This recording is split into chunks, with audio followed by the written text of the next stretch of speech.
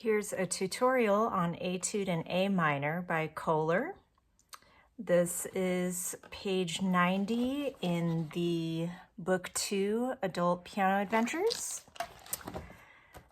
So the main topic for this that we're going to get into, or technique I should say, is navigating Alberti bass, which is typically found in the left hand for a lot of classical pieces, but keeping in mind it can also occur in the right hand, which will use the same mechanics for either left or right. But for this piece, we're going to focus on the left hand in the key of A minor.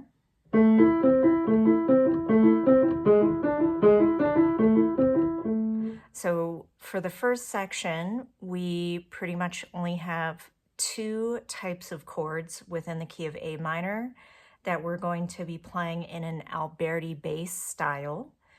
Alberti bass is typically bottom, top, middle, top for these chords. So the chords are going to be A minor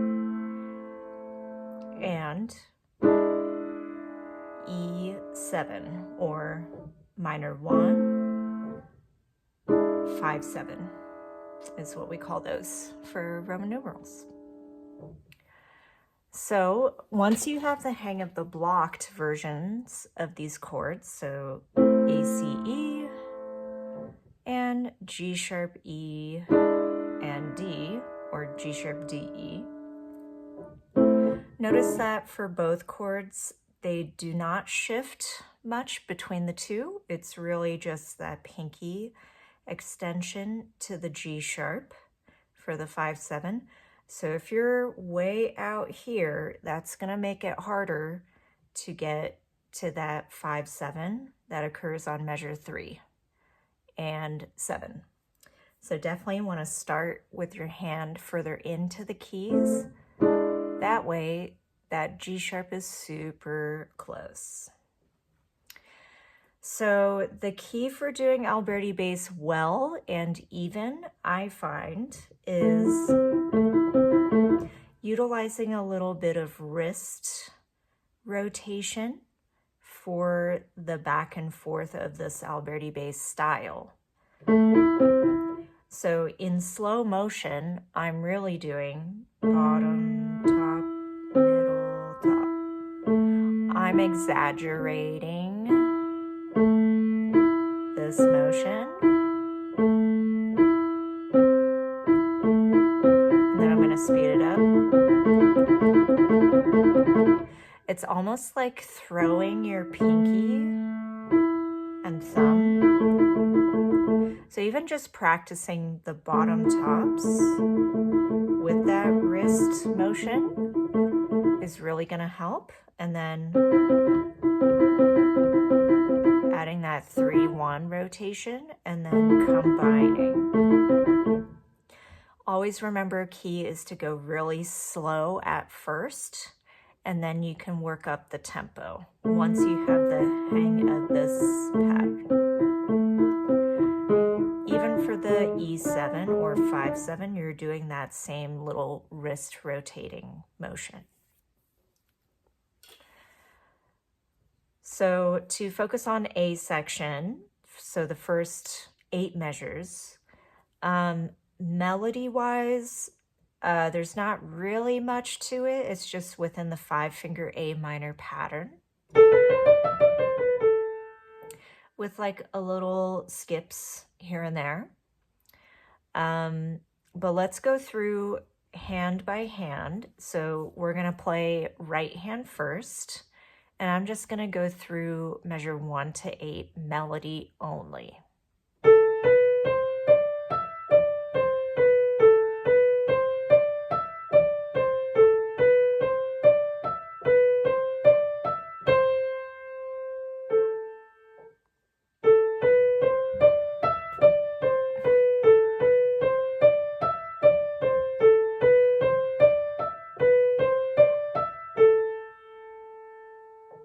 Off. Great.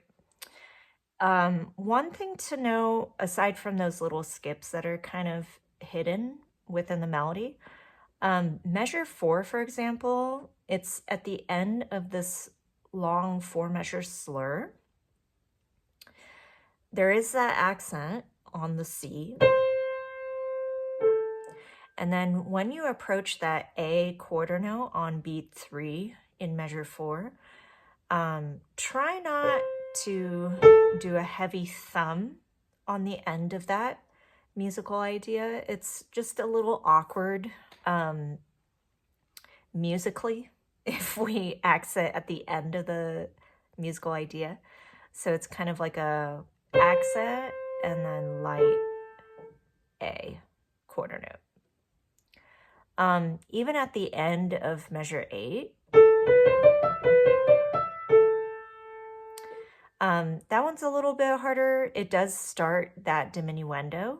So you're more so diminuendo, the diminuendo is going to be in the left hand instead of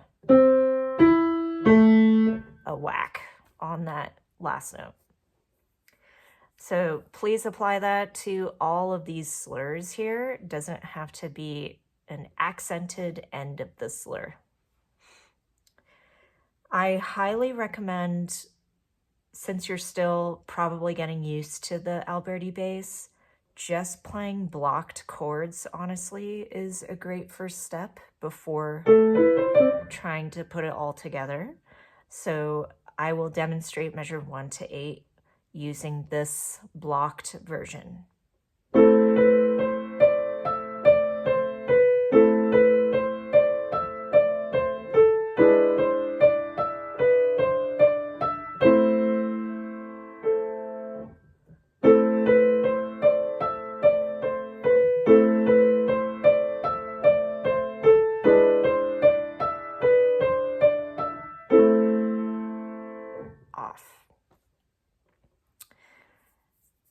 In terms of putting it together, definitely get comfortable with this Alberti bass style before trying together. Although what's really nice is for majority of this piece, it's a lot of 2 against 1. 1 and 2 and 3 and 4 and so it's always together on each beat. In a sense, your left hand is kind of like a metronome. You're just doing quarter note pulsings. The tendency to get the left hand mixed up is there's a high chance that can occur, where when you're really focusing on this melody, the left hand can get a little bit twisted with the notes. So if you need to say out loud, bottom, top, middle, top, bottom, top, middle, top, or the fingering, whatever it takes to get both hands together.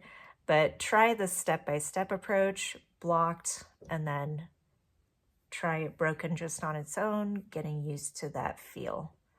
And don't forget to use the wrist rotation. We're gonna now move on to the B section at measure 9. So this is where both hands were going into the relative major key of A minor, meaning A minor and C major share the same key signature, which is 0 sharps and 0 flats within the scale. So we're going up to C, and let's break down this left hand portion of the B section. So going through the different types of chords, measure 9, C major. Then we have a pretty cool chord coming up at measure 11. This is an unusual chord, diminished chord here. But keeping in mind this G that you're playing at measure 9, when you get to 11, it's just a half step away. So kind of like how we started that A section, being a little bit further in the center of the keys to reach the G sharp. We should probably do a similar thing at measure 9. So keeping your hand up here a little bit for the C major.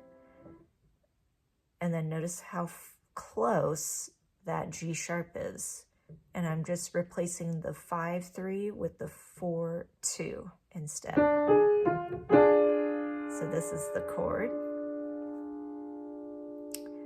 And then we have at measure 13, it's a quick going back to A minor, which we saw in the A section, and the E7, the 5-7. So trying that 2, 3 as blocked to now measures 11, 2, 3, 4, blocked and hold, back to A minor, measure 14, measure 15, back to A minor, 2, 3, off. Let's go over the right hand at measure 9. So it looks very similar to the A section with the back-to-back eighth notes and the 5-finger pattern.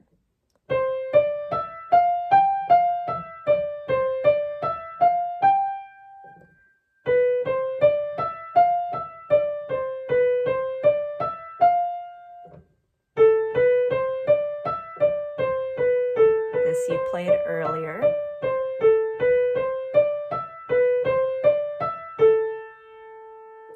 So that part, definitely from 13 to the end, sounds familiar, right? So it's the same material from the A section.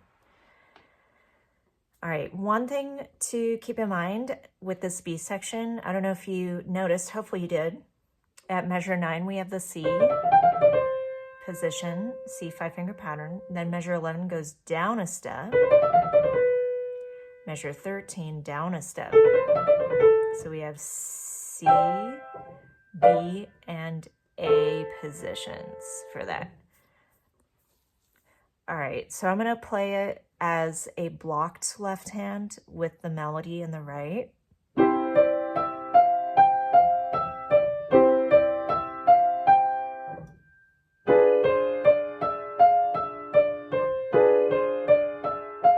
Move.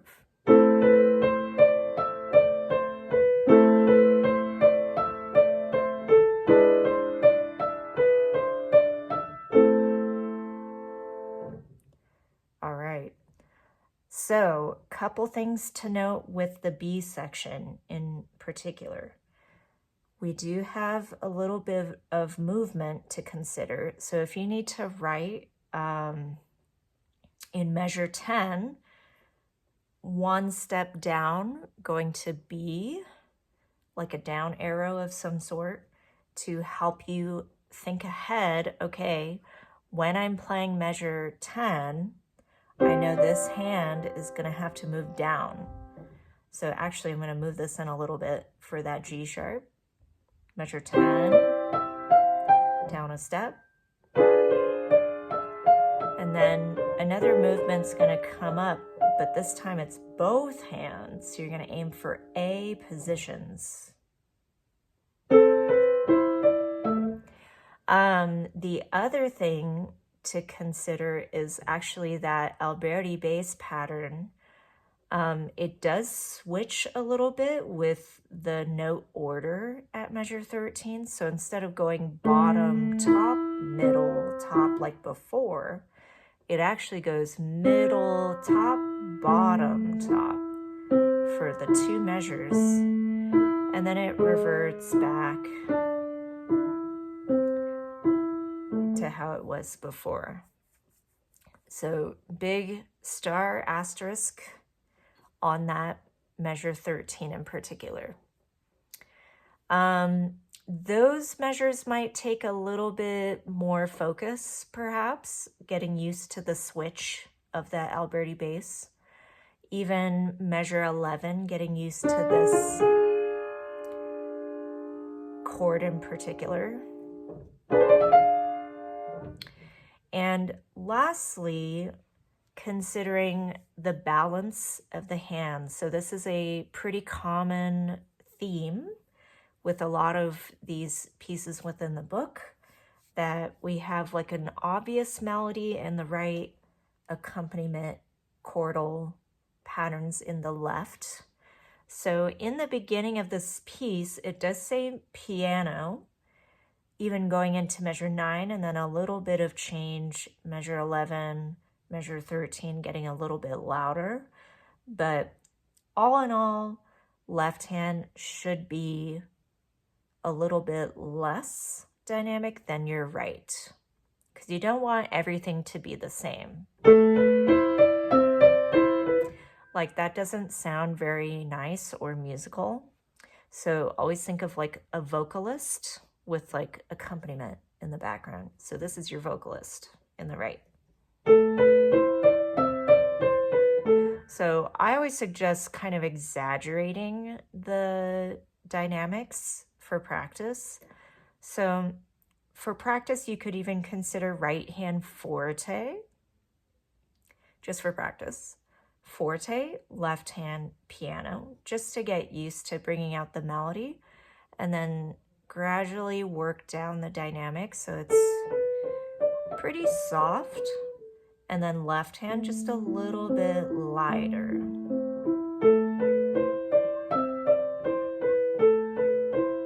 So that's going to take some getting used to. Definitely don't expect you to do that on the first try, getting the balance of the melody and accompaniment. This is something that takes a while, so be patient with yourself. It also depends on the keyboard that you're using. This one I'm very familiar with because I use it every day. But your keyboard might be a little bit different than this other person's keyboard or acoustic piano. So just working with what you have, hopefully, you know, dealing with weighted keys is really crucial when you're trying to do the balancing of the melody and accompaniment. So now I'm going to play the whole piece so you can hear what it sounds like. There is a repeat at the B section, but I will start at the beginning.